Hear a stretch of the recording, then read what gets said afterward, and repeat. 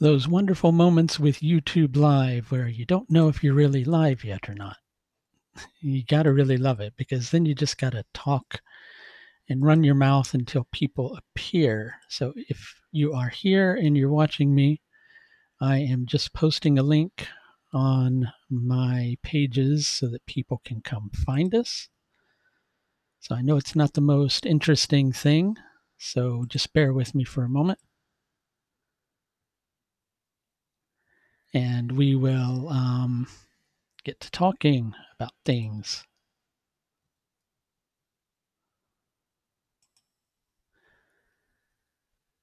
There we go. All the links are posted live, but I don't know if anybody's here yet. And so I'm just going to run my mouth for a bit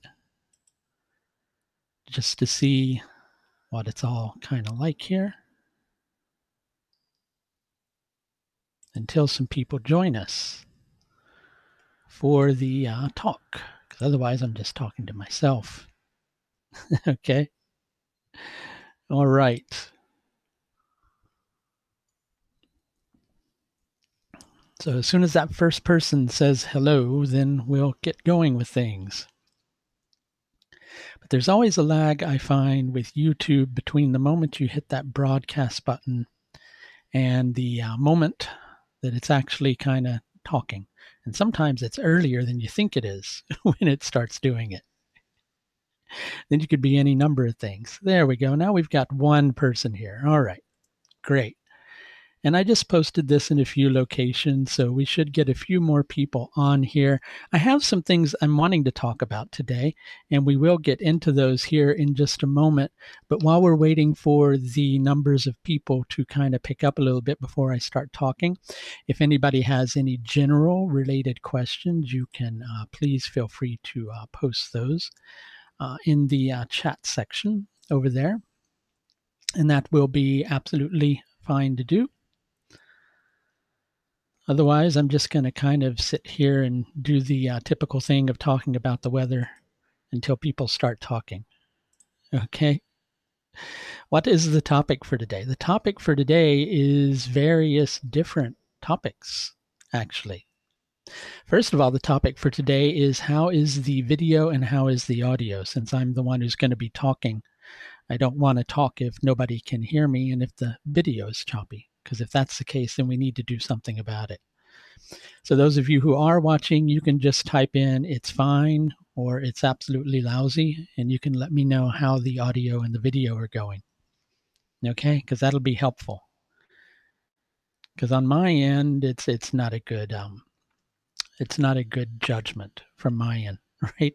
It can look fine from my end, but on everybody else's end, it's absolute rubbish. Okay, so let's just see how it's looking for anybody else. Okay, everything's perfect. Good. Right. Well, first of all, I have a few topics because if most of you noticed, I posted a opportunity for people to put down the things that they would most like to talk about, and we're going to go into some of those today. But while we're waiting for a few more people to show up, because I just posted the link for people to join us, why don't we see if anybody here has anything that they would like to bring up or to talk about. Using this Zoom web meetings to broadcast is actually a good thing because it will let me share charts with everybody in a better manner than Google Plus allows. So I'm going to be doing that today, which is why I wanted to use this. But one of the things that's not so good about it is that you can only post the link to your YouTube thing when you start talking, right? So it means that people tend to join us a little bit late. Okay. So we've got a couple of eclipses coming up. Eclipses are really powerful periods of time. This wasn't what I was going to talk about, but while we're waiting for people, we might as well talk about it. Okay. They're really powerful periods of time where a lot of change and transformation can happen. They're very, what's the phrase I want to use? Destined karmic moments. What's actually happening when we have an eclipse is that we're having either a new moon or a full moon in close proximity to one of the nodes. And if you have, as for instance, we're going to have the lunar eclipse conjuncting Rahu, which means the solar eclipse will be conjuncting Ketu. And if you use the analogy that the sun is the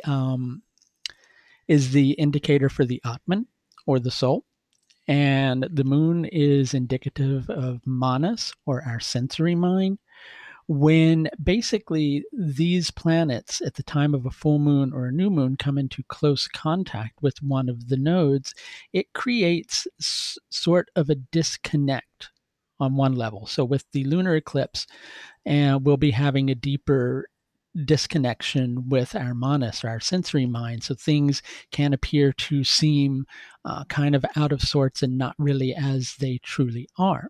When it happens in close proximity to the sun, when we have the new moon, then it's both the moon and the sun. It's both the manas, the sensory mind, and our connection to the Atman that's kind of being blurred, so to speak. So they're really powerful periods of time where we're coming into contact with areas of our life that we're really needing to change, and we kind of get swept along with the changes, so to speak. But if you're conscious of where the eclipse is falling in your own particular chart, you can really do a lot of powerful change in those particular areas of your life, especially between the 2-week period of time between the two eclipses. So we're having a lunar eclipse on the 31st of January, and we're having a solar eclipse on the 15th of February. Now, what I've given you right there is just a very simple explanation of how eclipses tend to work. They're much deeper than that. That's a topic for a full discussion in and of itself. But if you'd like to know where the eclipse is impacting you personally, you can please feel free to schedule an astrological service through my website. Okay. Somebody asked a question that I'm going to answer in a simple manner. And I say this every time. So I should just put like a big billboard up, right, that says this. Can I tell you what eclipses are going to be like for Taurus ascendants? If I tell you that, it's not taking into consideration everything else in the rest of your horoscope and what the eclipse might be setting off. And so giving somebody a general understanding of that is the same as kind of, on a certain level, blindly leading somebody in a particular direction. That's why you will hear me in all of the transit videos that I do, just giving something general in relation to everyone, rather than one sign that is specific. Because if you're doing it one specific sign, you're not getting it. It becomes eclipsed, right? You're not giving clear information in that regard. Okay, so I had some topics written down here. We're going to go ahead and get going on it. I have a feeling that there are more people here than what it's saying are here. And I tell you what, everybody just hang on for a second. Sorry to not be a good entertainer while I am talking to everybody. I just want to make sure everybody gets the link to join us here, because it takes a couple of minutes for things to sync up. It's hard to talk and type at the same time. So I'll be quiet for a second.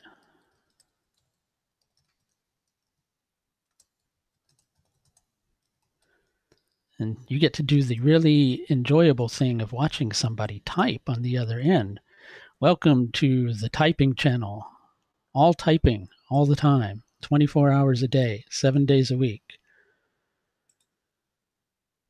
My life seems to be the typing channel, by the way, because I'm always typing. Thing is, I'm not always watching myself typing.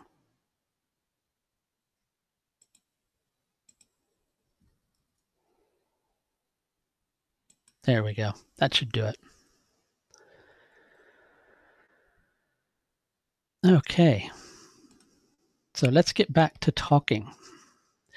I generally, somebody's asking, will there be any political changes? I generally don't do much in the way of world politics. I tend to be so much more focused on personal astrology, helping the individual rather than giving world predictions. It's just not my cup of tea, so to speak. I'm much more of the mindset of, the therapeutic mindset, right? So I tend to not go into that quite as much. Okay, great. We've got some things that people asked questions about.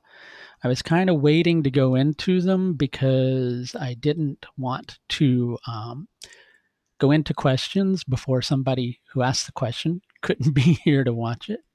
So there's a lot of good questions that people asked. And so I thought that that would be good to kind of go into some of these. One really good question is about remedial astrology. Okay.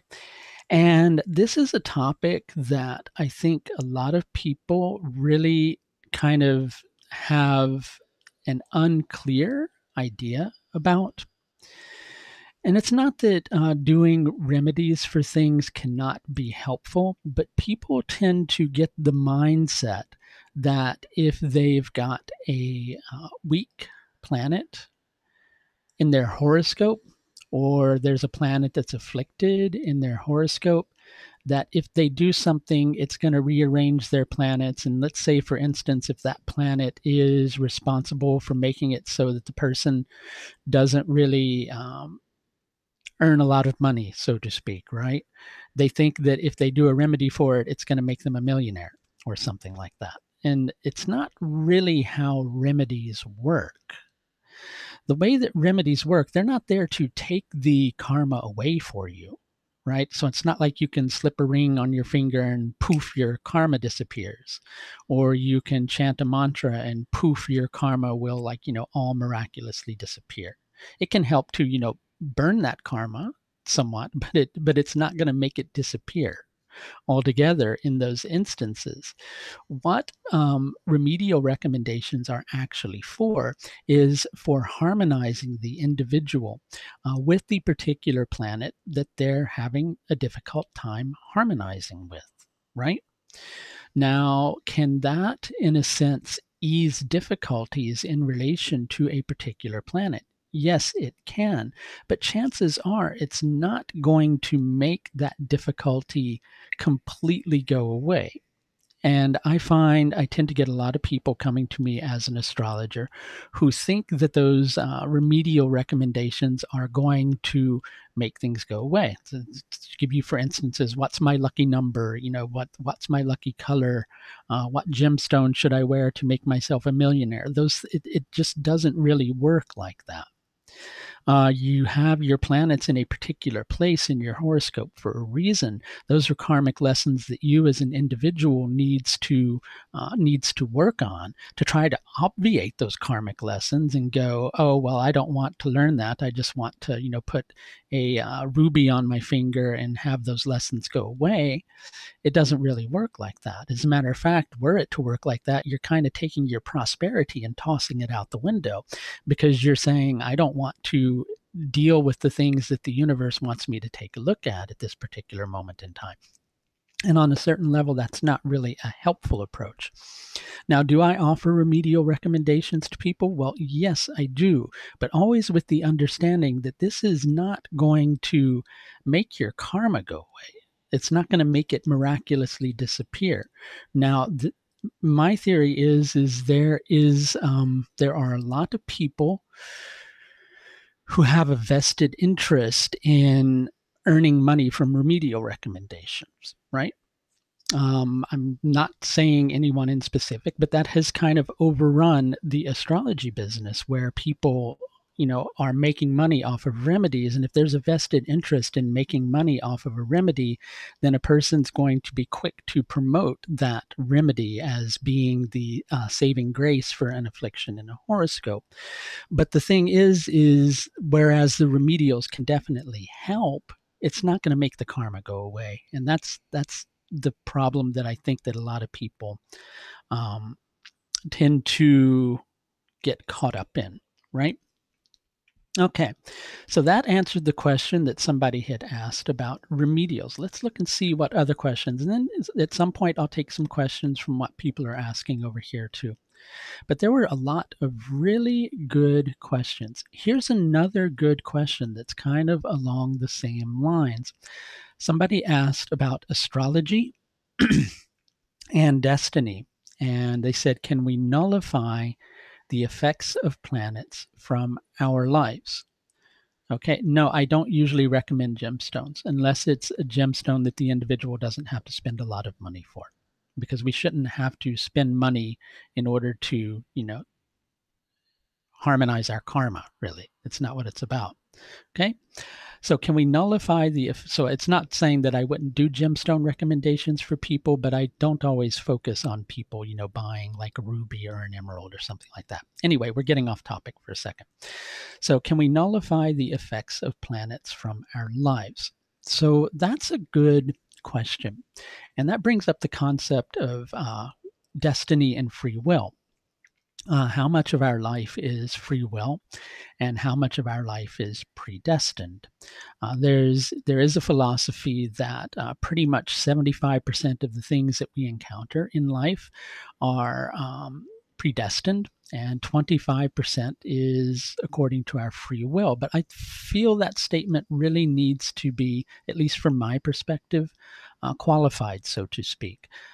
I'm of the belief, I'm of the mindset, and I will put my own personal stamp on that and say that this is my belief and this is my mindset, and recognize that not everybody may share that mindset with me, but if they don't, they're wrong. I'm only kidding. But I recognize everybody may not share that mindset with me, so I'll say this is my particular philosophy on this. I believe that there's not really anything that can happen outside of the scope of God's will. First of all, if you're looking at a potential God who's not separate from you, who's also connected to you, generally most people tend to have the concept of God as being something that is omnipresent. It's present everywhere. So if it's present in the sky, like in clouds and looking at a blue sky and the wonders of nature, it's also present in you. It's present everywhere. So if it's present everywhere, then it's present in your free will. Then on a certain level, that free will that you think is yours is really God's will, right? But God is not something that's separate from you. It's not something that's outside of you. It's not something that you have to go find. It's something that you have to be able to connect to. But the problem is we have all these things that are keeping us from connecting to it. And so we're disconnected, right? And that's why we encounter karma. That's why we encounter difficulties through our planets. It's all about obstruction and being able to realize those things. So back to the more astrological side of it, can we nullify the effects of planets from our lives? Certainly we can take actions in order to, so for instance, let's give an example. So somebody has an indication in their chart that shows that they're going to have some difficulties in their relationship, right? And they decide, wow, I don't want to have difficulties with my partner. I'm going to go take a vacation, right? So I don't have to have difficulties with my partner. Okay, so they take a vacation, they don't have difficulties with their partner, and they go on a business trip, right? Let's say they go on a business trip, and somebody that they work with, they begin to have difficult problems with that person. So the relationship energy gets transferred from one area of their life to another. So they made the conscious decision to shift it from one area of their life to another.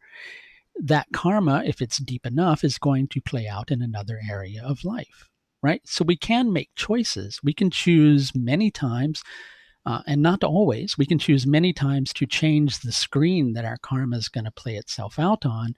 But in many instances, those deep karmic events that relate to the more deeply rooted karma, we can't always escape those particular events. We can choose how we want to encounter them, though. But we still have to do the work that's there. It's not like you can escape the work, right? So let's give an example. You go to school, right? And you know that you're going to have a test on a certain day, and you decide, well, I'm not going to go to school on that day because I don't want to have that test, right? It's not like you're going to be able to avoid having that test. You're going to have to take that test when you go back to school. So it's not like we can escape our karma, so to speak. And I think that that's where people tend to get the wrong idea, both about remedial recommendations and from my particular perspective, also about free will. Does that mean we should stop engaging with circumstances in our life? So, in other words, if we know something's going to happen, should we just go, okay, well, this is going to happen and I'm going to resign myself to fate?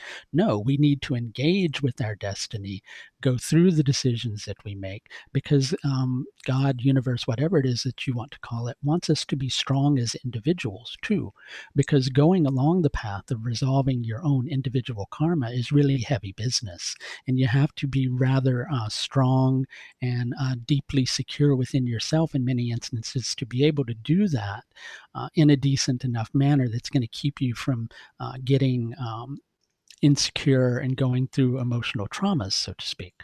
So it's not a simple thing of you can take an action and it will completely avoid this particular thing. It depends on the depth of the karma. There's some karma that we can, deal with, and we can take certain actions in order to alleviate it. And then there's the more deeply seated stuff, the more deeply destined stuff. And those are generally, the more deeply destined stuff is generally shown by several planet combinations and things happening in a manner that's showing a lot of confluence in several different areas. Okay. I tell you what, so I've got questions over here in a list. Let's see some questions that people might be sending over here in the message thing. First, I'm going to take a drink, though.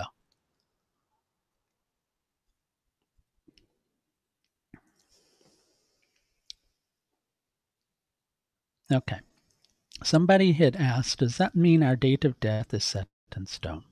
So, for example, if someone is to die at 71 years old, can he live up to 90s? Well, you have to take a lot of things into consideration.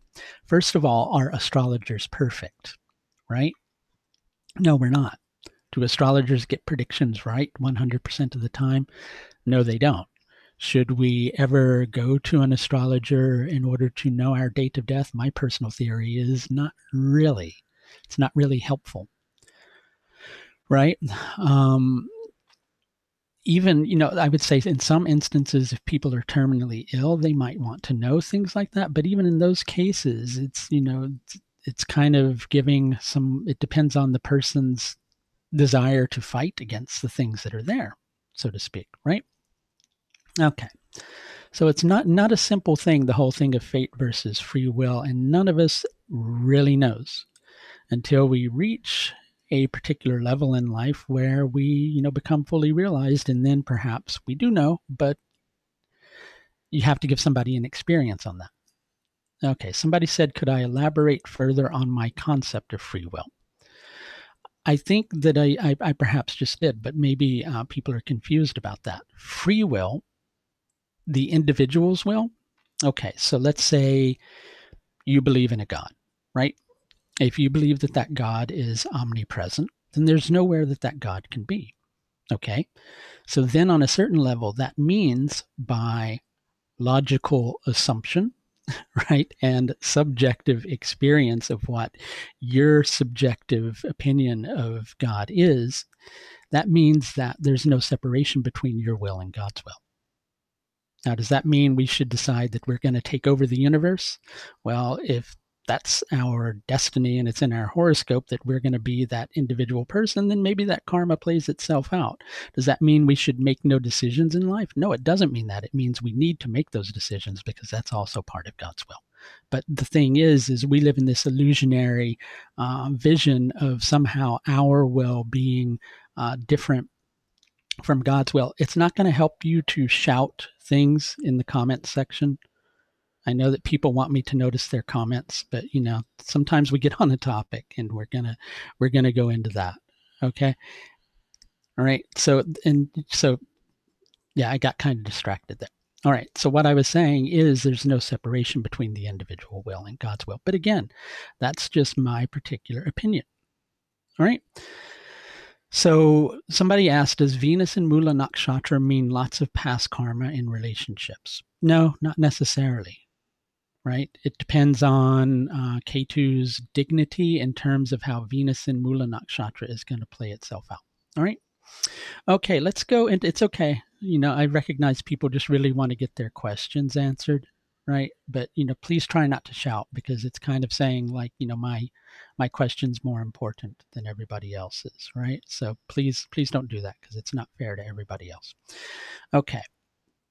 So let's take a look and see if I have any other questions. Somebody had also asked D60 in how to understand the D60 chart. Hello to Liza, who just said hello, and hello to everybody else who's just now joining us and saying hello.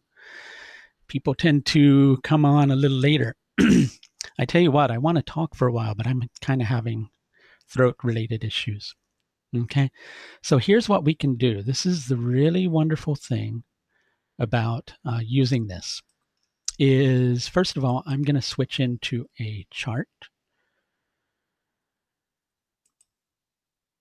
If everybody will bear with me for a moment.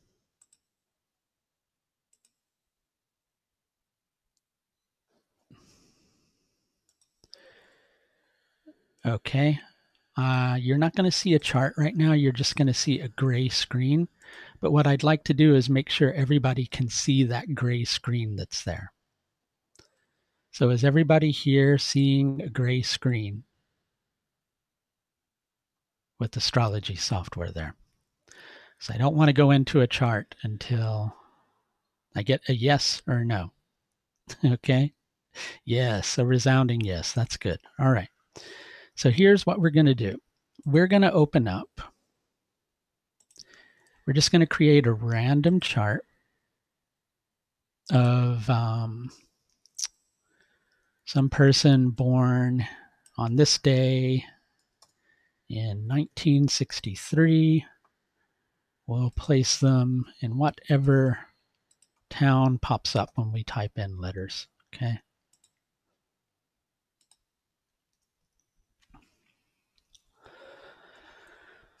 Okay, I tell you what I'm going to do.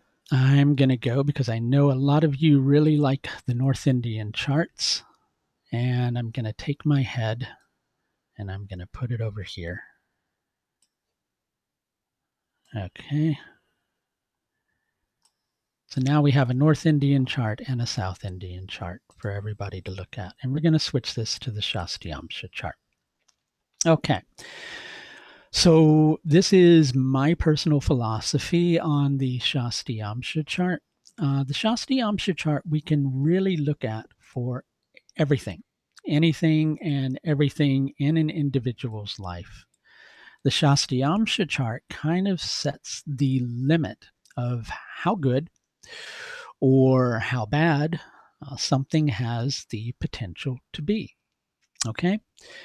Why does it do that? And again, this is my philosophy from the manner in which I have used this chart in consultations. For myself, other astrologers may have different opinions.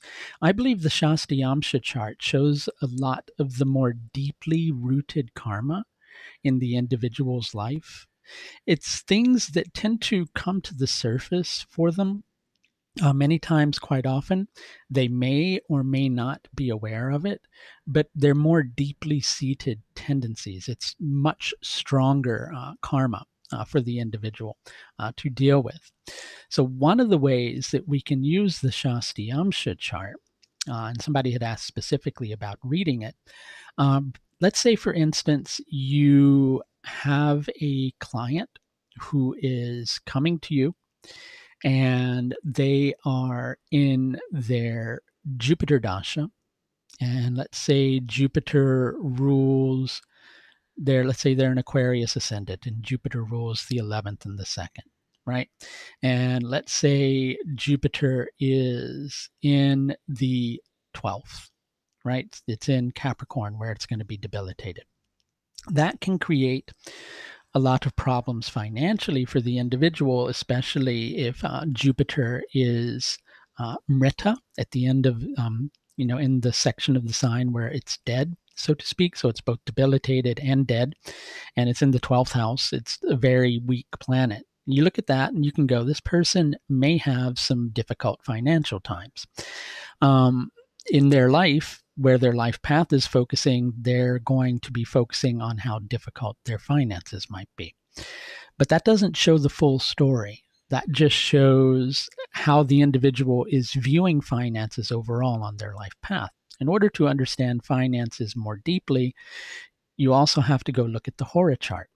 And because you look at the Hora chart in order to understand if the individual has enough during a particular period of their life to take care of their needs, to deal with things financially. Basically, the Hora chart is about taking care of needs. It deals with finances on one level, but it also deals with other resources that we might have in our life. Do we have friends to help us along our path? Do we have good connections with family to help us along the path? Do we have the resources that we need to make our career successful? All of those things it deals with. It's a chart of resources, okay? And you'd also have to look at the Chaturtamsha chart, which we look at for more of the fixed assets in an individual's life.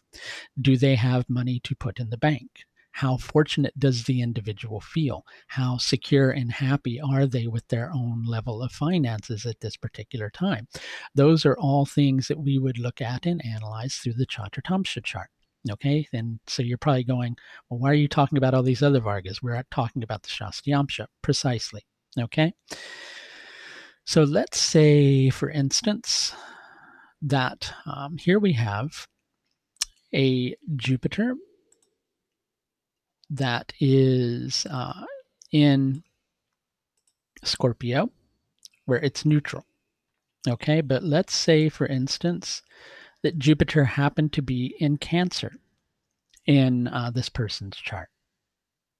Okay, in this person's Shasti. That means that even though Jupiter is showing some difficulties with finances because it's exalted in the Shasti chart, it's not going to be as bad as, say, for instance, somebody who had a debilitated Jupiter in both charts, right? Because the ceiling is higher. It makes it easier. If you've got an exalted Jupiter in the Shasti and you've got a debilitated Jupiter in the Rashi chart, then that debilitated Jupiter in the Rashi chart is not quite as bad. So here we have a good example because we have a debilitated Mars in the Shasti chart. So when we go and we look at the Rashi chart, we've got a Mars that's in Leo. That's not really such a bad Mars. Okay, that Mars is neutral. It's not quite as bad as being debilitated, but it's still not a super strong Mars. Okay, so when you go back to the Shasti chart, that's going to be a weaker Mars than it would otherwise be because it's debilitated in the Shasti chart. So one of the things the Shasti chart is very good for is if you have a prediction that is borderline and you don't know which way it's going to go, many times you can look at the Shasti chart in order to get a clearer idea based upon the strength of the planet. Now, I do a lot of work with house cusps. If you look at Mars here, you'll see Mars in Cancer, and you've got the 1st, 11th, and 12th house cusps there. That seems kind of odd, doesn't it? And you've got the 2nd house cusp in the 12th house, right? And you've got the 10th house cusp in the 11th. And you've got the 4th house cusp in the 5th. That's because working with astrology in the manner that I do, those house cusps are just defined degree points. So what do I mean by that? Okay, what I mean by that is if you go and you look at a transit chart, let's move my head back over here, where you have the 10th cusp here and the 11th cusp there.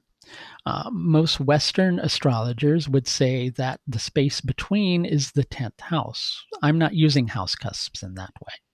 I'm saying that this specific defined degree point is a manifestation of the 10th house.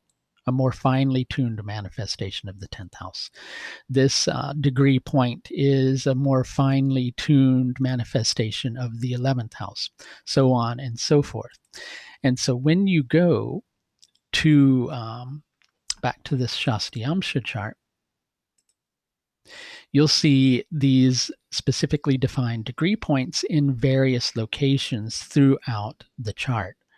And so you look at this as an individual, and if you haven't learned this particular technique, you would go, right, but let's say the first house cusp wasn't there. Let's just say it was the 11th and 12th. So you would go, well, is that the 11th and 12th house, or is that the first? Thing is it's all of those at the same time. Just as the second house cusp is in the 12th house, that means that Gemini has an agenda for both 12th and second house matters, right? And Mercury, the Lord of Gemini, does as well. So that would mean Mercury in this Shasti has a second agenda, a 12th agenda, and a third agenda, right? Planets have a lot of different agendas. And so we take all of that information and blend it. And I was going into that in the Shasti for a specific reason, which is if you adjust this birth time forward about 30 seconds, you'll notice that things move, right? Actually, I just moved it 10 seconds and things moved. Okay. So you really need a well-rectified birth time in order to work with houses in the Shasti. Okay. But planets aren't such a sticky factor because basically, unless you've got a planet right on the cusp, like especially the moon, like let's say the moon is like 1 degree in, it might change in 2 or 3 minutes. Other than that, it's probably fine working with the planets, right?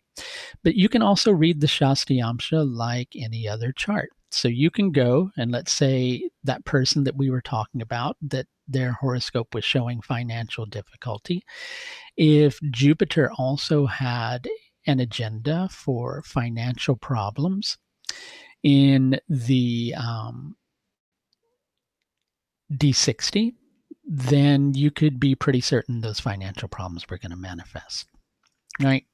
So we can use it for confirmation, deeper confirmation of an event.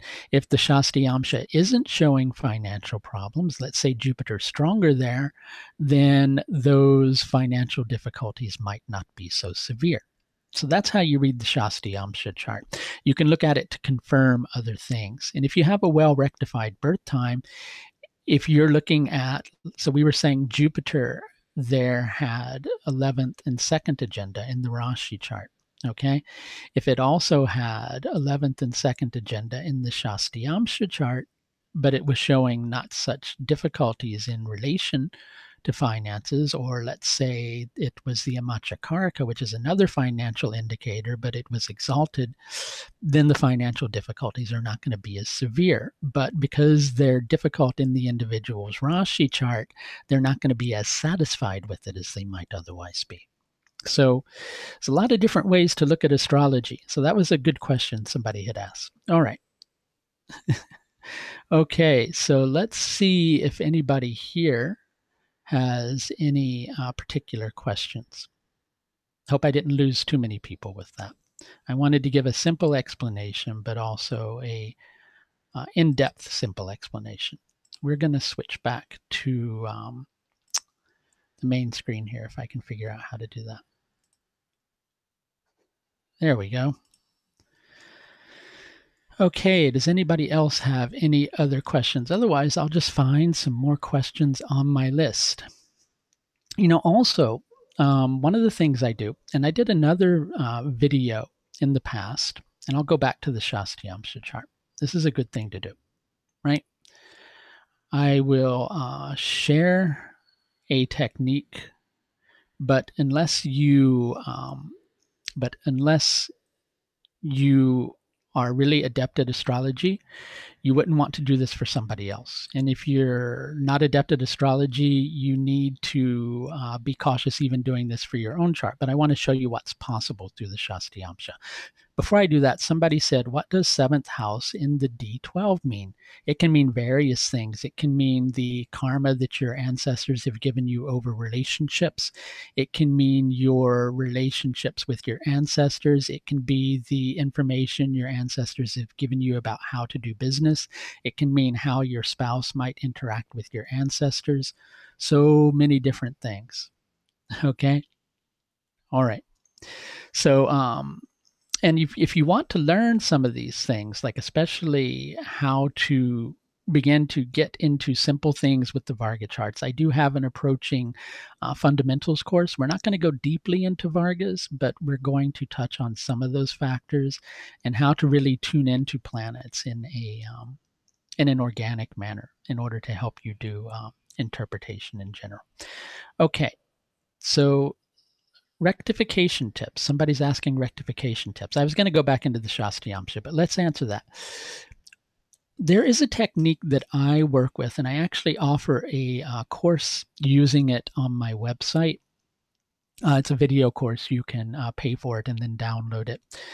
But it involves using something called trigger transits. Okay, but you have to kind of first learn what types of planets aspecting what other types of planets can create things. Okay, so I'll give you a general understanding, but this is just a general understanding of this, okay, because it's rather complex. So, for instance, we're looking at this person's birth time. I tell you what, let's see if I can create a random chart here. Okay, let's see. Let's go.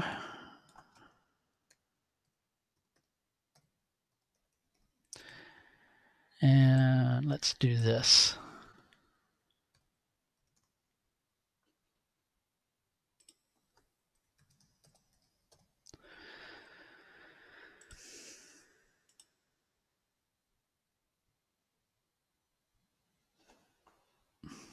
Okay, so let's say that this is somebody's birth time.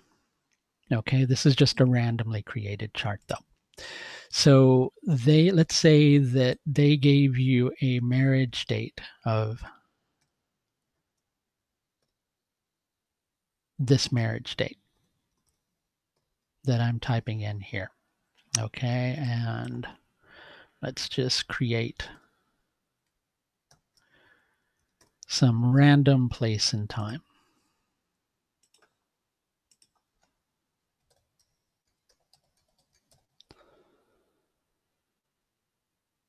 Okay.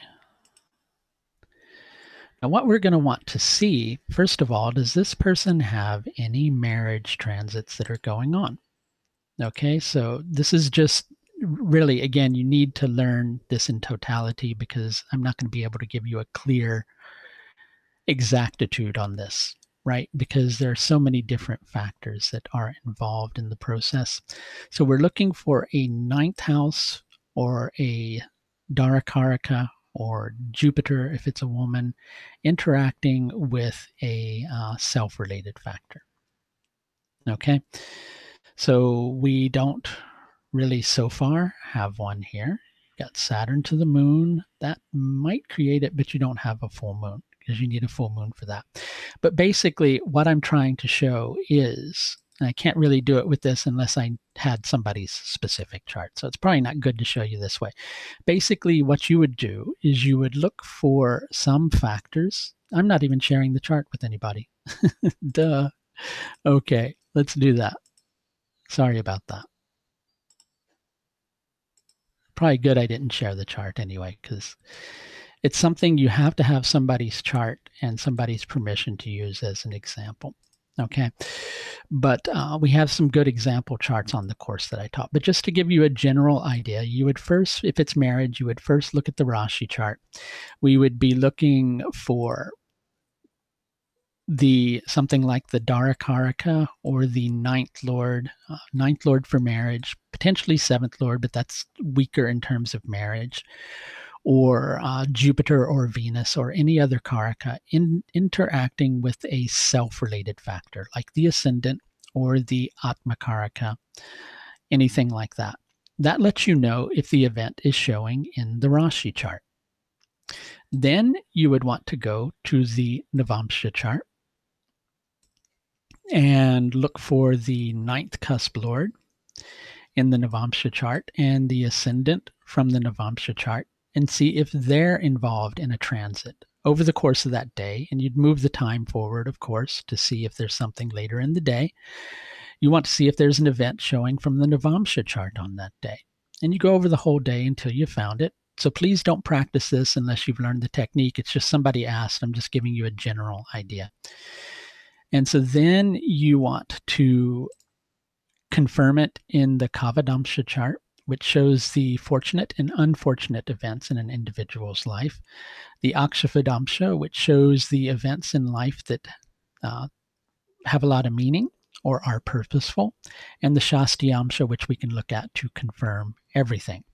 Okay, so you need big events to do this with, not like my dog. I let my dog out this morning, right? You don't want to use something like that. But when you've checked several events against 5 divisional charts, you can be pretty sure that you've got an accurate birth time. That's just a general way you can do it. Okay, that's what I find is the best technique to do things with. And no, it's not Sudarshana chakra. I'm showing everybody that's a transit chart.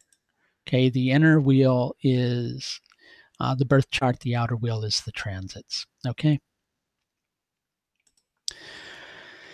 All right, so we've got a few more minutes here.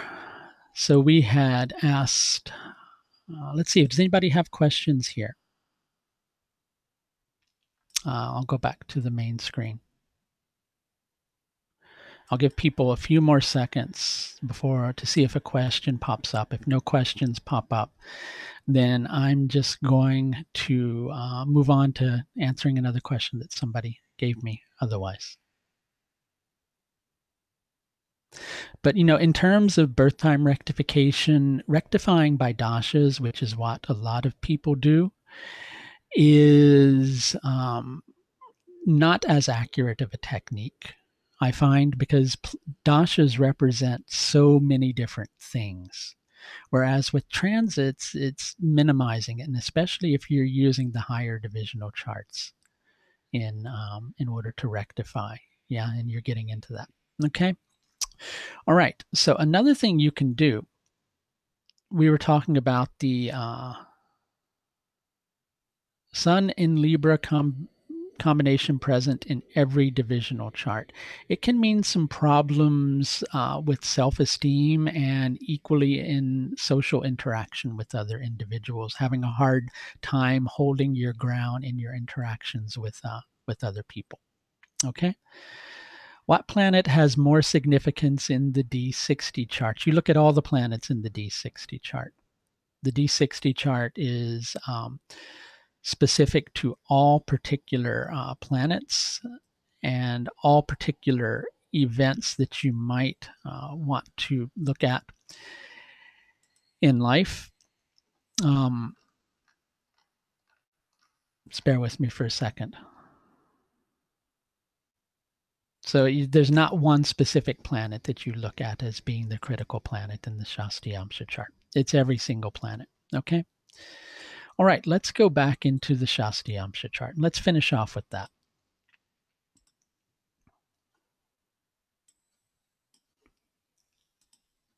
You can do, if you know how to do techniques well, and you understand things like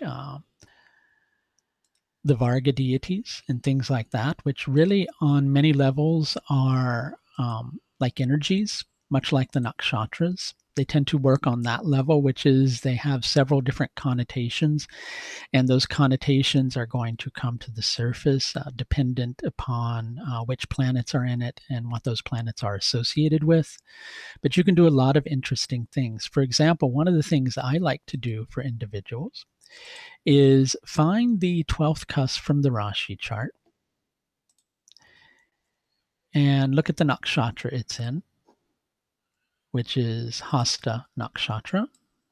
And that lets us know that this individual can have a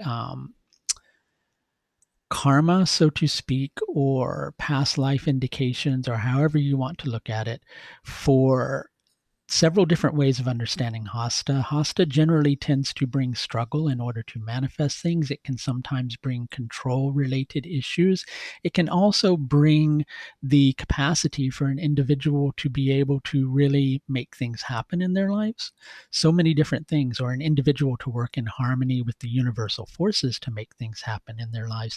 A lot of that is going to depend upon the dignity of the moon, which when you go and you look at that in the Shasti Amsha chart in this instance, it's not a bad moon, but it's not as strong as it could be. And it's in a Maheshwara Shasti Amsha.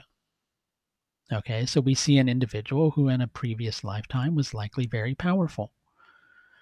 That's just one particular factor. We can also look at the planets that are interacting by Rashi aspect with that moon.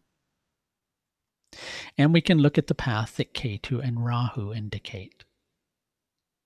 And we can incorporate the Shasti Amsha deities into all of that. In other words, this individual may have had a karma for family difficulty in previous lifetimes. But you have to have this showing in several different manners. But what you can do is you can really find some interesting information in terms of the areas of life in which an individual's karma will play itself out through looking at the Shasti Amsha chart. And it's one of the charts that I tend to use in the karmic analysis that I do in my higher tiered services. And I do also offer a karmic analysis, which is just that in and of itself. If you're interested in any of those, you can find them through the Astrological Services page of my website. All right, I'm going to see if anybody has any questions rather than going deeply into techniques that I'm not going to have the time to go into. This particular technique, it would take me a long time to teach people how to do this fully and accurately, because I would have to teach you the Shasti Amsha deities. I'd also have to teach you my own manner for judging planetary strength and nakshatra strength and things along those lines. But I just wanted to give you a general idea of what's possible through the Shasti Amsha chart.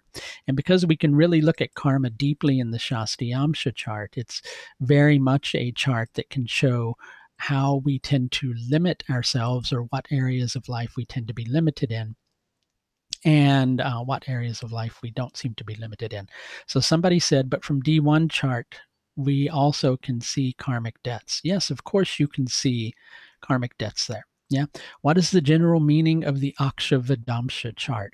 The Akshavadamsha chart tends to show those things in life which we find great meaning and purpose in, and those things in life that we find less meaning and purpose in. Somebody asked, do I sell gift certificates? What you can do is, if you want to schedule a consultation for another individual, you can just go to my Astrological Services page and schedule the consultation for them, and enter their information, and that will be fine too. I would say first check and make sure that that's something they want to do. Or if you know it's something that they want to do, that's good too, right? Okay. Anybody else with any questions? And yes, through the Akshavadamsha, you can see all areas of life, but what you're looking at are the things in life that either had meaning or don't have meaning. What chart does one need to see for present planetary position? Well, you look at a transit chart to your Rashi chart. Some people like looking at transit charts to the Vargas too, and you can work with that, but it starts to get really complicated. If you like doing very detail-oriented things, you can do that, but there's a lot of other ways that you can do very detail-oriented things. Saturn is in fifth in all the divisional charts. Does that mean ancestral karma? I tend to look at the 12th as more ancestral related things. There might be difficulty with children in that capacity, or difficulty with individuals' dharma. Do I look for yogas in the D60 or only D1? I tend to look for yogas only in the D1. And there's a way I quantify yoga strength by using Ishta and Kashta Bala, Shubha and Ashubha Bala, and Dikbala, in order to see if that planet has enough strength to create a positive yoga, or if it's hardly going to create any effects at all. Okay. Can moksha be attained even when K2 is placed outside of the moksha houses? Most definitely. Most definitely it can be, right? There are so many things that can create that. All right, so let's see any other questions that people might ask here. And this is the thing with Varga charts. If people are asking me my opinion of Varga charts, I'm going to give my opinion. You may go to another teacher and they may give you other opinions. And, it's all a thing of where you learn from and what teacher you're working with, so to speak. Speaking of teachers and working with teachers, okay, so I'm going to be starting some courses in the spring.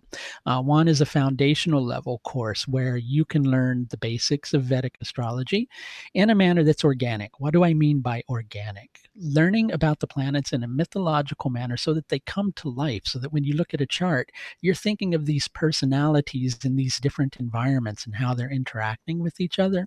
And it really helps astrology come to life for you. I'll also be teaching some things on that course to beginners that aren't always taught, but it is simple enough to grasp, which is good ways to determine strength of a planet so that you can do good, accurate predictions. In addition to that, I'm also starting a nakshatra course where I'm going to be equally sharing ways to judge nakshatra strength. We're going to cover things like the Shayanadi avastas, which kind of act like a bridge between the nakshatras and the rashis. In addition to that, we're going to do a lot of information from the new translation on Taittiriya Brahmana, which is going to give new angles on the nakshatras for everyone. Both of those courses start in March, but you can register now. And I tell you what, I'll make a deal with everybody, right? If you have seen this video, okay? If you have seen this video and you want to register for either of those courses, and you can register before midnight UK time tomorrow night, the 10th, okay? So I'll give people a day and a half. Tomorrow night, the 10th at midnight. If you want to register for either of those courses, email me, say that you saw this video and you would like to register for those courses, and I will extend the 15% discount, which was present back about a month or so ago, for another day and a half to sincere seekers and those who really want to learn. But you have to tell me that you saw it here, because otherwise I may not know that that's the case. Okay. So for either the nakshatra course or the organic foundation level course, I'll extend that discount for another day and a half to people who might be interested. Okay, well, I keep this video available after I go offline. This video is being automatically recorded to YouTube and it will be up there. Okay. All right, everybody, please do take the very best care of yourself. I will see everybody the next time I decide to do one of these things, or on the next video that I decide to do. Please do take the very best care of yourself. Bye now.